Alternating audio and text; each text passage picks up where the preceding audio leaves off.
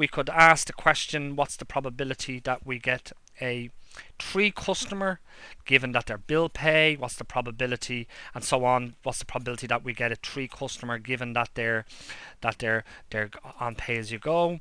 We could ask, what's the probability of getting a bill pay customer given that they're let's say a go customer given that they're Vodafone, and what's the probability of getting a go customer given that they're on 3? So it's all of these conditional probabilities. But the point I'm trying to make here is this, is that the probability that it's Vodafone given bill pay is 10 chances in 35. Whereas the probability that they're Vodafone is 40 chances in 100. Okay? Now, 40 divided by 100, if you have a look at that, 40 divided by 100 is 2/5. You have a 2 in 5 chance of getting a Vodafone customer with no extra piece of information provided. Whereas when I tell you that they're a bill pay customer, that probability, okay, 10 divided by 35, that probability reduces down to 2 in 7, okay? That you have a 2 in 7 chance of getting them, okay? And you can actually see that these two things here, these two numbers here, okay, let me get a red pen, that these two numbers here are different to each other. So actually what we have in this situation is that the probability that they're a Vodafone customer given that they're a bill pay customer is not the same as the probability that they're a Vodafone customer. So if you think about this as x and this is y and then this is x here, we have this situation here is not true. So hence we must have there's dependence going on in relation to this particular scenario. And you can work down all the other probabilities and find that they're actually different to each other as well, which is more evidence to suggest dependence. But it's dependent in one case, so it's going to be dependent right through, because these are filtering right across. Okay? So now we know that we're in this rule here when it comes to the multiplication rule based off this table. So let's do some calculations. Yeah? So now, my question now is, let's say we have something like this. Okay, so we know now that they're dependent on each other. Okay? So my question is, okay, say we randomly select a single person, okay? And I want to know what's the probability that the person is a Vodafone customer and also that they're a bill pay customer. Okay?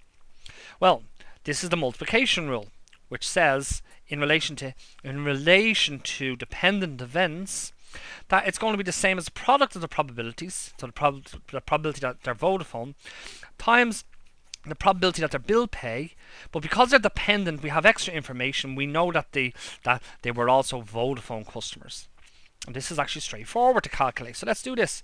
So the probability that they're Vodafone, well, we've done that. You have two chances out of 5, or 40 chances. Let's just put down 40 chances out of 100. Okay, and then the probability that they're bill pay, knowing that they're Vodafone. So now we know that they're Vodafone, which is like telling you to search a particular floor in a building to look for somebody. So it increases your chances of finding them, if that makes sense. It reduces the area that you're looking in. Yeah.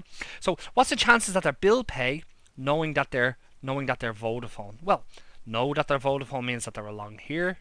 Okay. What's the chances that they're bill pay? You've got 10 chances out of 40. Okay. So you have 10 chances out of 40. So you can actually see what's happening here is the 40s are going to cancel through, which gives us you've got 10 chances in 100, or you've got a 1 in 10 chance of that happening. Okay.